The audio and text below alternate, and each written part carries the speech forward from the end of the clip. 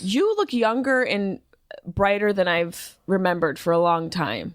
I told it to you last time I saw you. You look like you've gotten more fit. Are you doing a lot? Yeah.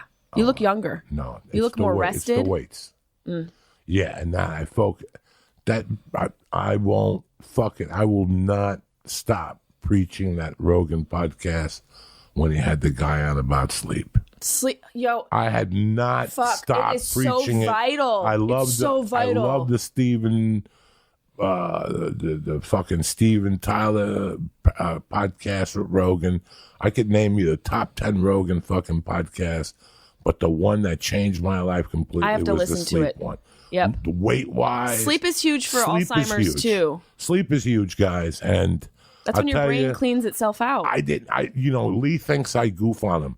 I swear to my fucking daughter, my wife, anything that's sacred to me, this podcast, I stopped taking naps at like 3. Yeah. When my father died, something happened that my mother told me. She goes, for some reason, your triggering was you can't sleep in the daytime. You were waiting for him. So for a long time, I didn't take a nap till I started dating a stripper. In 1990 fucking 5. I would imagine you'd need a nap dating a stripper. Because she would get home at 2. Right. She'd get up at 8. We'd do our shit. Yep. We'd go back. I'd give her a stab. You're on the stripper schedule. And then we'd take the 2:30 to 5 nap. Then she'd get up. She'd eat healthy, turkey burgers with mushrooms and stuff. And then I'd drop her off at the strip club. But she was the first person that introduced me, to naps. To naps. They're so vital. I was out all day. Ooh. I was raised to once you get up, you're done. And look at that generation now. And then now I'm mixing the cocaine. Oh, and no sleep. You put your brain on so much stress. Oh my God. And then throw in a disease that I acquired in like 98. What? I didn't know that is the number one growing disease in men that will take you out. It will take you out, and people fucking don't have an idea.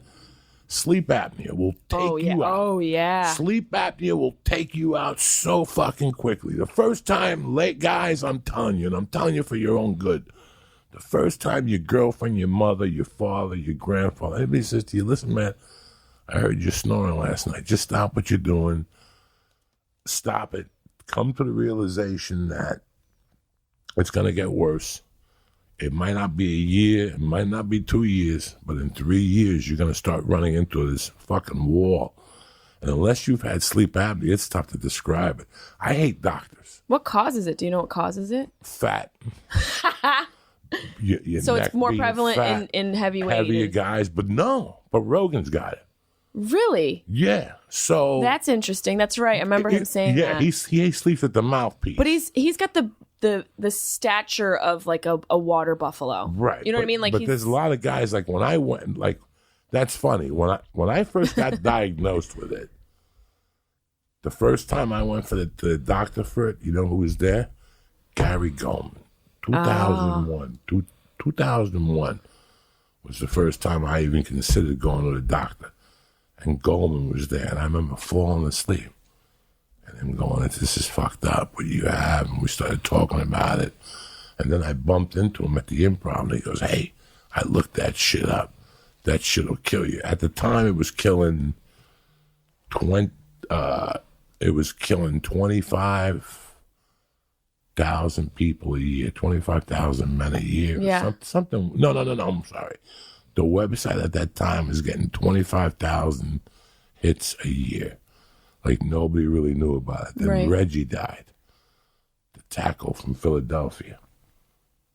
He died from sleep apnea because he wouldn't put the machine on. It's that big machine. Yeah. And it's got the pipe and it goes to the base and it's plugged into the wall. Now, when you don't sleep, it affects fucking every system. Now I sit back and I think about it and I try to talk to you younger guys. I don't want you to sound like, oh, he sounds like my dad. Let me tell you something, man. I think of all this. I never slept. Lee thinks like I goof on him. Like I was on a 2-hour a night schedule.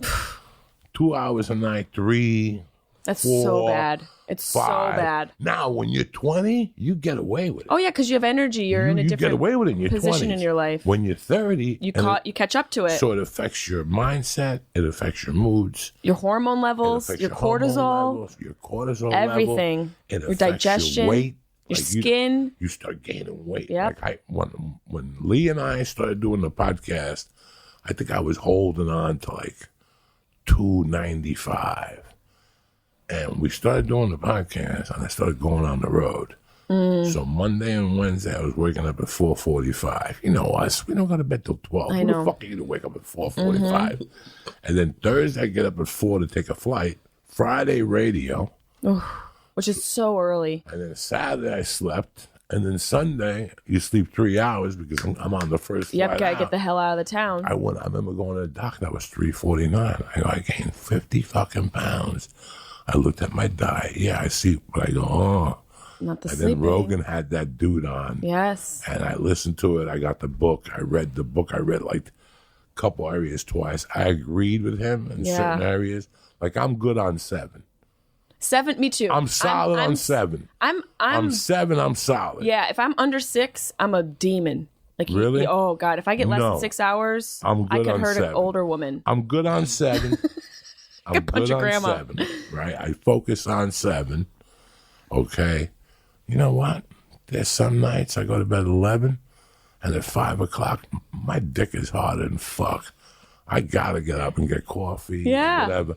And sometimes I get so high, I run my errands. You know, I put up the podcast, I pick music, I send a couple of emails. Yep. I check this guy, I fucking send the email to this chick, and all of a sudden at 8:30, once Mercy leaves with my wife, when my wife gets back, we eat breakfast, and I'll tell my wife, there's nothing on the agenda. Let's Wake me up at go. 11, and I'll wake up at 11, and then get up, and like now I know, I understand the importance of those. It's so 2 hours. vital. Sleep. Everyone, what's the whole saying about like sleep and success? Like, someone has told me before, like, I think it was one of my agents, like, well, maybe, you need to sleep less and get more work done. And I was like, that is the dumbest thing anyone has ever said to anyone. No one who's successful has gotten there because of less sleep. You know what I mean? Like, that whole idea is archaic now. Like, the only way to really become successful in health and life and all of that is to take care of yourself first. And sleep is, I've come to really appreciate it.